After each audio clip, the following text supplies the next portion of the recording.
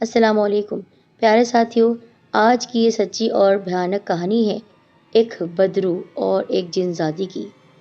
اس انسان نے جنزادی کو اپنی محبت کے جال میں پھنسا کر اپنے قبضے میں کر لیا۔ پھر کیا ہوا آگے جان کر آپ حیران رہ جائیں گے۔ چلیے بڑھتے ہیں آج کی اس بہت ہی زیادہ دل کو لرزا دینے والی کہانی کی جانب۔ لائک اور شیئر ضرور کیجیے گا، اور اگر آپ چاہتے ہیں یہ ویڈیوز آپ تک پہنچتی رہیں تو آپ ہمارے چینل سیدہ سینٹر کو سبسکرائب ضرور کریں اور اس کے ساتھ ہی بیل آئیکن کو پریس کریں۔ شاہ رخ نے جب اپنے سفر کے سلسلے کو دوبارہ شروع کیا تو رات کا آغاز ہو چکا تھا۔ جو اس کی کار آگے بڑھتی جا رہی تھی، اس کے فکر اور پریشانی میں اضافہ ہوتا جا رہا تھا۔ آبادی کو اب وہ بہت پیچھے چھوڑ چکا تھا اور سڑک کے دونوں طرف تھوڑے تھوڑے فاصلے پر موجود اکا دکا جھوپڑیاں بھی نظر آنا بند ہو گئی تھی۔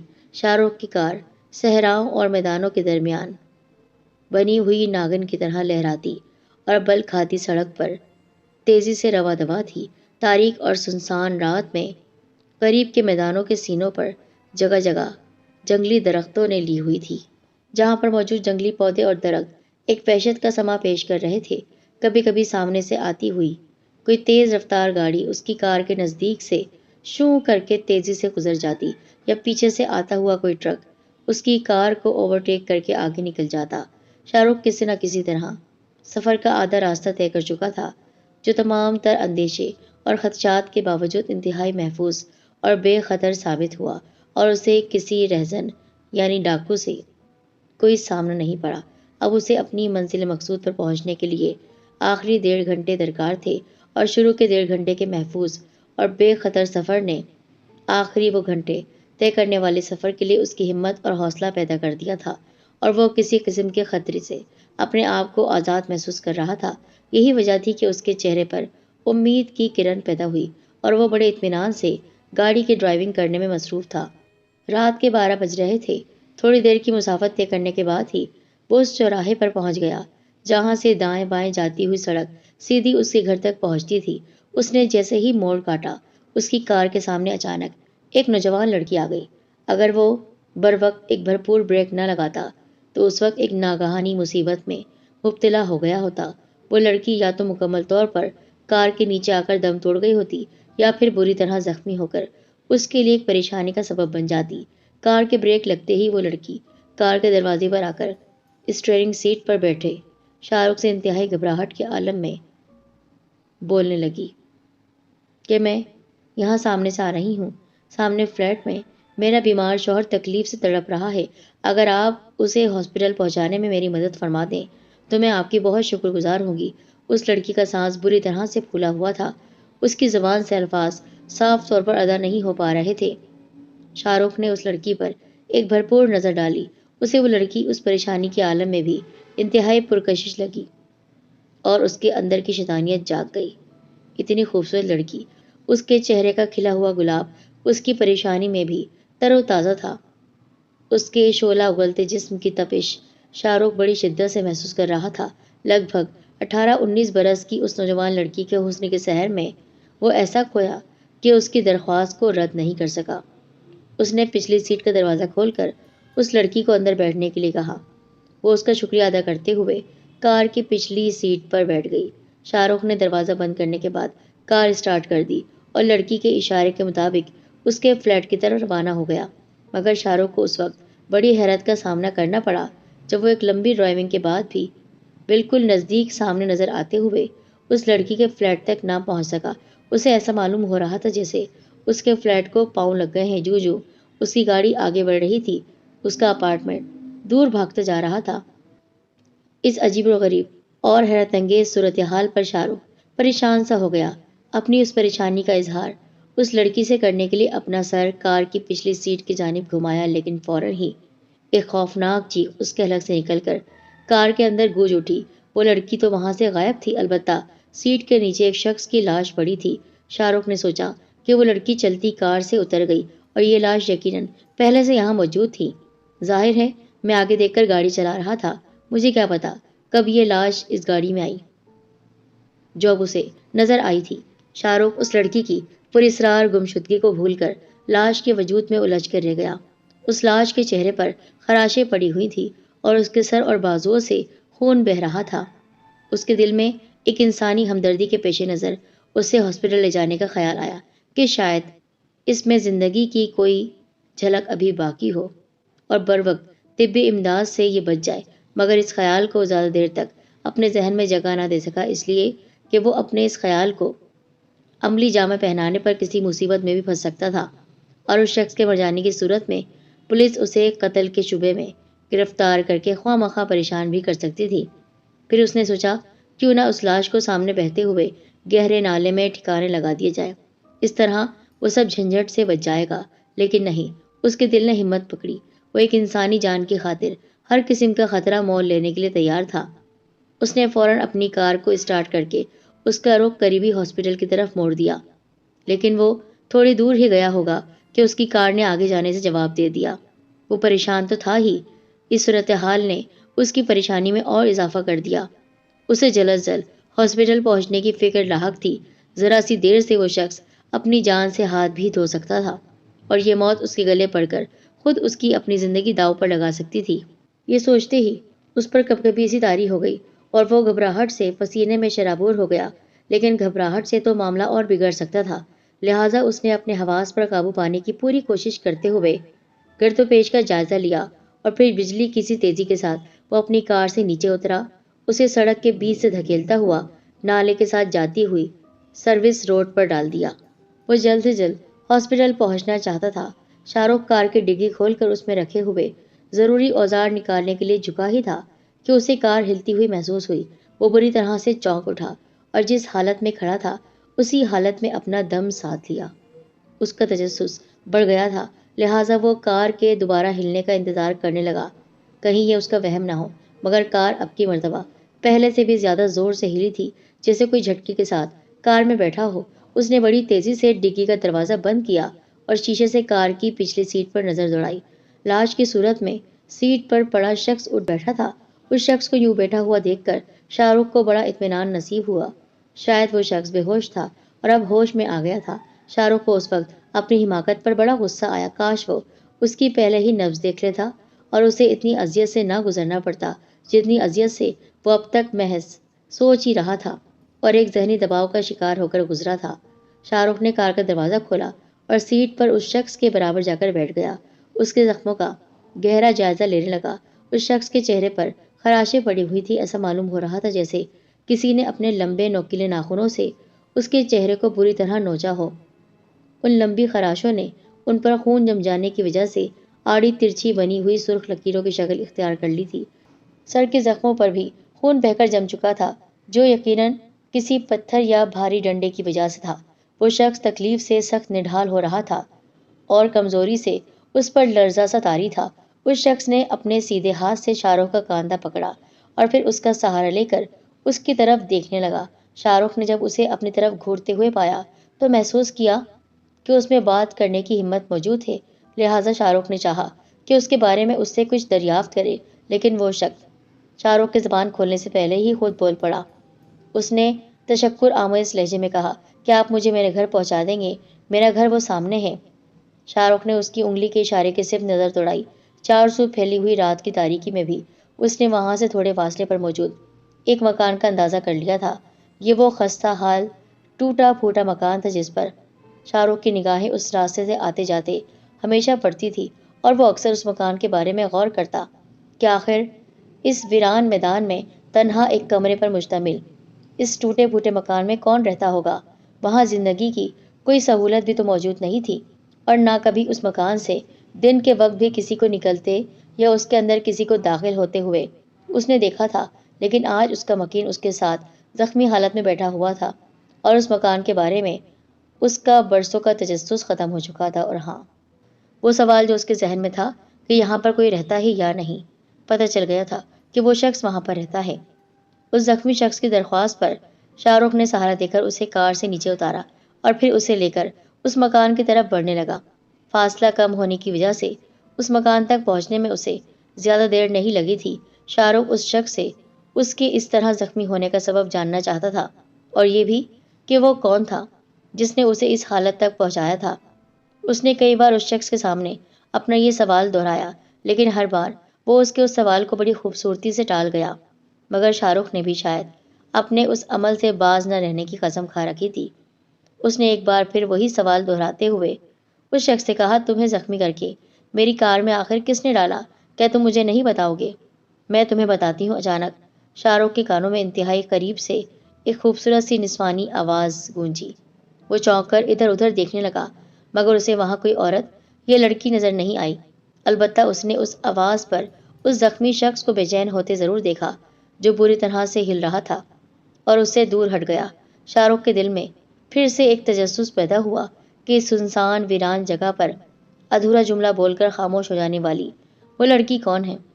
وہ لڑکی میں ہوں، میرا نام مالتی ہے۔ مالتی نے فوراً بول کر شاہ رخ کے تجسس کو ختم کر دیا۔ پھر اس نے مزید کہا، یہ شخص جو تمہارے ساتھ کھڑا ہے، یہ کبھی میرا شوہر تھا۔ مالتی کے اس انکشاف پر وہ حیران ہو گیا۔ وہ اس لڑکی کی آنے والی آواز کو چاروں طرف تلاش کرنے لگا، لیکن مالتی اسے وہاں کسی قسم کی آڑ یا چھپنے کی جگہ نہ ہونے کے باوجود کہیں بھی نظر نہیں آئی۔ پھر اس نے اپنے ساتھ کھڑے ہوئے اس شخص پر نگاہ ڈالی۔ وہ شخص وہاں سے غائب تھا، لیکن اسے اس شخص کے اس طرح وہاں سے غائب ہو جانے پر قطعی حیرت کا سامنا نہیں کرنا پڑا، اس لیے کہ اسے یقین تھا کہ وہ سامنے اپنے مکان میں صرف چند قدم چلنے کے بعد جا چکا ہوگا۔ اسے ڈر تھا کہ یہاں پر کوئی چور ڈاکو نہ آ جائے۔ اس سنسان رات میں وہ وہاں پر ایک لڑکی کو تلاش کر رہا تھا جس کی آواز آئی تھی، لیکن وہ کہیں بھی نہیں تھی۔ اسے غصہ آ رہا تھا اس شخص پر جس کی مسلسل خاموشی نے اس کہانی کے آغاز میں ہی سسپینس پیدا کر دیا تھا، اور اب اس کہانی کے منظر میں ایک اجنبی لڑکی مالتی کی آواز نے داخل ہو کر اسے ایک پراسرار موڑ دے دیا تھا۔ مالتی نے اپنے اور جیون کے باہمی رشتے کے متعلق تو بتا دیا، مگر یہ تعارف ہر لحاظ سے اس کی نظر میں نامکمل تھا۔ سب سے بڑی دشواری اسے یہ درپیش تھی کہ اس کہانی کے دونوں مرکزی کردار اب تک غائب تھے، جس کی وجہ سے اس کو مزید معلومات حاصل نہیں ہو رہی تھی۔ وہ مایوس اور نامراد ہو کر اپنی گاڑی کی طرف واپس جانے کے لیے پلٹا ہی تھا کہ ایک نسوانی قہقہے کی آواز سن کر، یعنی عورت کی ہنسی کی آواز سن کر، اس کے قدم آگے بڑھنے سے خود بخود رک گئے۔ اس نے فوراً پلٹ کر اس مکان کی جانب دیکھا، اس لیے کہ وہ آواز اسے اس مکان کے اندر سے آتی ہوئی محسوس ہو رہی تھی جس مکان تک وہ اس زخمی شخص کو اپنے ہمراہ لے کر آیا تھا۔ وہ اپنے ذہن پر زور دینے کے بعد اس آواز کو پہچان گیا۔ یہ آواز مالتی کی تھی جو کچھ دیر پہلے اس سے مخاطب ہوئی تھی۔ پہلا تو اس کے دل میں خیال آیا کہ وہ اس آواز کے پیچھے اس مکان کے دروازے پر دستک دے کر اپنے مقصد کو پالے، لیکن بعد میں اسے مکان میں دروازہ نہ ہونے کی وجہ سے اپنے اس خیال کو ترک کر دینا پڑا، اور یکدم اس اندھیرے مکان میں داخل ہونے کی اس میں ہمت نہ ہوئی۔ وہ ذرا دیر رک کر وہاں کا جائزہ لینے لگا تاکہ اس لڑکی سے ملاقات کے لیے کوئی راستہ نکلے۔ ابھی وہ سوچ ہی رہا تھا کہ اس کی آواز آئی۔ وہ کہہ رہی تھی، میں جانتی ہوں تم کیوں پریشان ہو، لو سنو۔ میں اور میرا شوہر جیون کبھی اس مکان میں رہتے تھے جس مکان کے سامنے تم اس وقت کھڑے ہو۔ جیون ایک ظالم انسان تھا۔ وہ مجھے بیوی نہیں، ایک بازاری عورت سمجھ بیٹھا تھا، لیکن یہاں پر ایک بات بتاتی چلوں، سن کر ڈر نہیں جانا، میں ایک جن زادی ہوں۔ ہاں، میں اس پر عاشق ہو گئی تھی، اور جب اس نے دیکھا ایک خوبصورت جن زادی اس پر عاشق ہے، محبت کر رہی ہے، اور میں ہر طرح سے اس پر اپنی عنایتیں لٹا رہی تھی کیونکہ میں اپنی دنیا کی شہزادی تھی اور اس دنیا سے گزر رہی تھی، جب میری اس پر نظر پڑی، ویرانے میں ایک چھوٹا سا کمرہ جہاں پر یہ شخص رہتا تھا۔ بس اس کی محبت میں ایسی گرفتار ہوئی کہ اس کے ساتھ ہی رہنے لگی۔ اس نے یہ نہیں دیکھا کہ میں کون ہوں، بس مجھ سے فائدہ اٹھا رہا تھا، لیکن اس نے مجھے وہی عورت سمجھا جس طرح یہ انسانوں کو سمجھتا ہوگا۔ اپنی منمانی کرنے کے لیے مجھ پر یہ طرح طرح کے ظلم ڈھاتا، کیونکہ یہ ایک عامل کے پاس جاتا تھا جس کی وجہ سے میں اس کے قابو میں تھی۔ اسی عامل کی وجہ سے یہ وظائف پڑھتا تھا اور مجھے اپنے قابو میں رکھ کر جو چاہے مجھ سے کرتا تھا۔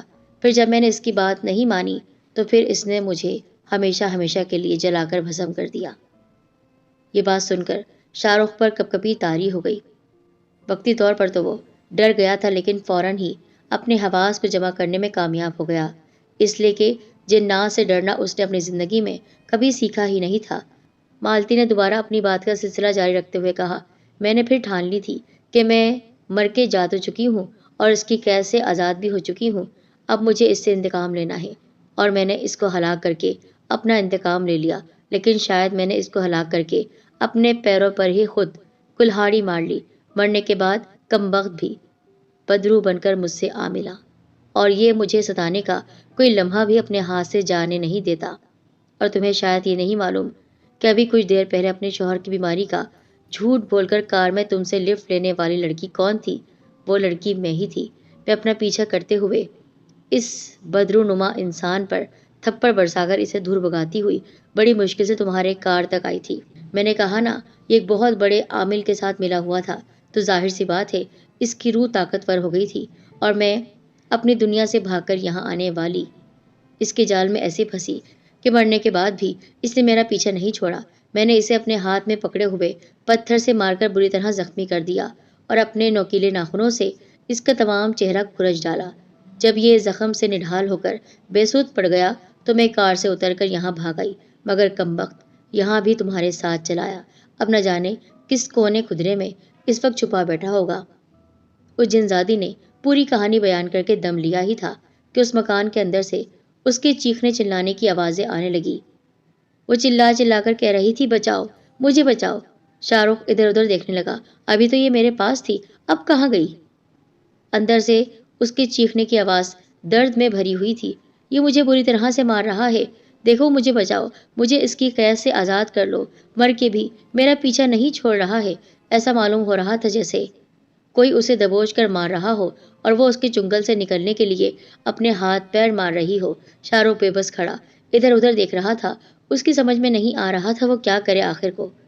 اس سے رہا نہیں گیا اور وہ بے اختیار اس کھنڈر نما مکان میں داخل ہو گیا۔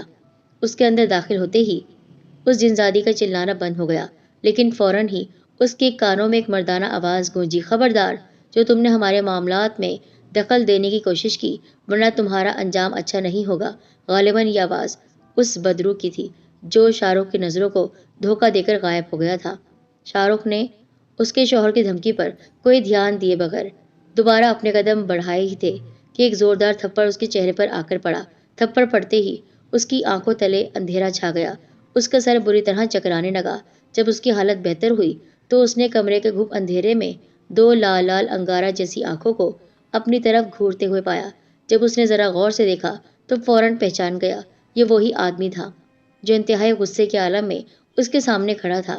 دیکھتے ہی دیکھتے جیون کی شکل تبدیل ہونا شروع ہو گئی۔ پہلے اس کے سر کے بال غائب ہوئے، پھر اس کی دونوں آنکھیں حلقوں میں دھس گئی، یعنی آنکھیں ہی ختم ہو گئی، اور پھر کھال اور گوشت غائب ہو جانے کی وجہ سے اس کے چہرے کی ہڈیاں نظر آ رہی تھی اور اس کے پورے دانت باہر آ گئے۔ ان دانتوں میں سے دو نوکیلے دانت انتہائی لمبے ہو کر اس کی گردن کو چھونے لگے۔ اس بھیانک اور خطرناک منظر کے آگے شاہ رخ کی تمام بہادری خاک میں مل گئی۔ جنات پر یقین نہیں کرتا تھا، لیکن آج اپنی آنکھوں سے دیکھ رہا تھا جن اور بدرو کو۔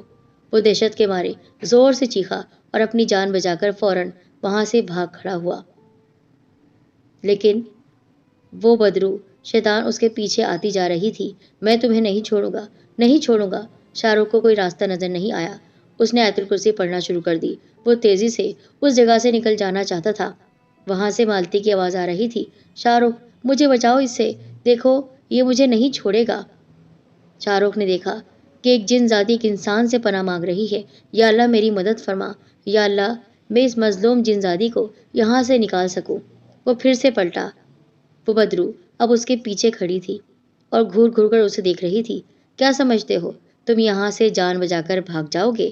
یہاں سے کوئی بھی زندہ نہیں جاتا ہے۔ تم یہاں سے کبھی بھی زندہ صحیح سلامت نہیں جاؤ گے، بلکہ تمہاری روح نکال کر یہی اپنے قبضے میں کر لوں گا۔ تم لوگوں نے مجھے کیا سمجھ رکھا ہے؟ یہ جن زادی یہ سمجھ رہی تھی کہ میں اس کے جال میں پھنس جاؤں گا۔ اس نے مجھے مار کر اپنے لیے مصیبت مول لے لی ہے۔ اب یہ تو میرے قبضے میں ہے ہی، لیکن تو بھی میرے پاس آئے گا، اس سے پہلے کہ وہ شاہ رخ کے پاس آتا۔ شاہ رخ نے آیت الکرسی پڑھتے ہوئے اس پر پھونکنا شروع کر دیا۔ اس کو مالتی کا خیال آیا۔ وہ مالتی سے پوچھنے لگا، مالتی، اس سے پہلے کہ یہ میرے پاس آئے مجھے یہ بتاؤ، اس نے کون سا عمل کر کے تمہیں اپنے قبضے میں کیا تھا؟ جلدی۔ وہاں سے وہ بدرو نما انسان چیخ رہا تھا، تم مجھے کچھ نہیں کر سکتے ہو، میرا کچھ نہیں بگاڑ سکتے ہو، بہت طاقتور ہوں میں۔ مالتی، تم اس کی بات نہیں سنو، اس وقت مجھ پر بھروسہ کرو، بتاؤ، ہم دونوں کی جان اس وقت خطرے میں ہے۔ تم مر تو چکی ہو لیکن پھر بھی تم سکون میں نہیں ہو. کیا اپنا سکون چاہتی ہو کہ تم یہاں سے چلی جاؤ؟ ہاں میں چاہتی ہوں. تو جلدی بتاؤ جلدی. اس بات کا پتہ تو ہمیں مکان میں جا کر ہی چلے گا. وہ لوگ بھاگتے ہوئے اس مکان میں آئے. نہ جانے کیا ہوا تھا کہ وہ بدرو وہاں سے ہل نہیں پا رہی تھی.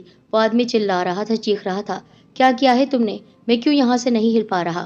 بس اللہ تعالیٰ کے کلام میں بہت بڑی طاقت ہے. میں اس وقت کلام الہی پڑھ رہا ہوں. تو شیطان ہے شیطان. تو نے شیطانی عمل کر کے اس معصوم جن زادی کو اپنے قبضے میں کیا اور مار بھی دیا. لیکن نہیں، میں انسان ہوں پر اس کو تیرے چنگل سے نکالوں گا. اندر پہنچ کر وہاں پر بہت ساری کتابیں رکھی ہوئی تھی. ایک کتاب پر مالتی کی نظر پڑی. اس نے کہا، یہی عمل کیا تھا. شاہ رخ نے اس وقت ایک حصار کھینچا اپنے گرد اور ایک حصار مالتی کے گرد. شاہ رخ نے اس وقت آنکھیں بند کی اور کلام الہی پڑھنے لگا. یا اللہ مدد فرما. ابھی وہ کلام الہی پڑھ رہا تھا اور اپنا عمل مکمل کر رہا تھا. کسی طرح چنگل سے نکلنا ہی تھا کہ وہ بدرو وہاں پر آ پہنچی. لیکن وہ حصار کے اندر نہیں آ پا رہا تھا. چیخ رہا تھا، چلا رہا تھا، کچھ نہیں بگاڑ سکتے ہو میرا. میں کچھ کروں نہ کروں لیکن اللہ تعالیٰ بہت بڑا ہے. وہ بار بار اس حصار کے اندر آنا چاہتا لیکن جھٹکے سے الگ ہو جاتا. پھر ایک وقت ایسا آیا کہ وہ جل کر بھسم ہو گیا. شیطان مر چکا تھا. شاہ رخ ایک شیطان سے بچ گیا. اس نے اس جن زادی کو بھی بچا لیا. وہ کہنے لگی، یہ انسان کتنے مختلف ہوتے ہیں. ایک انسان نے مجھے اپنے چنگل میں پھنسایا، ایک انسان نے مجھے اپنے قبضے میں کیا، مجھ پر ظلم کیے، اور ایک انسان نے مجھے اس سے ہی نجات دلا دی. میں تمہارا شکریہ ادا کرتی ہوں اور آج میں یہاں سے جا رہی ہوں بہت سکون سے. اب میں رہ سکوں گی، ورنہ اس آدمی نے تو میری زندگی اور میری موت کو اجیرن بنا دیا تھا. شکریہ کہتے ہوئی وہ جن زادی وہاں سے چلی گئی. شاہ رخ یہی سوچ رہا تھا کہ ہر چیز کا ایک مقصد ہوتا ہے، ہر کام ایک مقصد لے کر آتا ہے. اگر میں اس جگہ پہنچا تو اس میں میرے لیے ہی بہتری تھی اور مجھے کسی کی جان بچانی تھی، چاہے وہ ایک جن ذاتی ہی کیوں نہ ہو.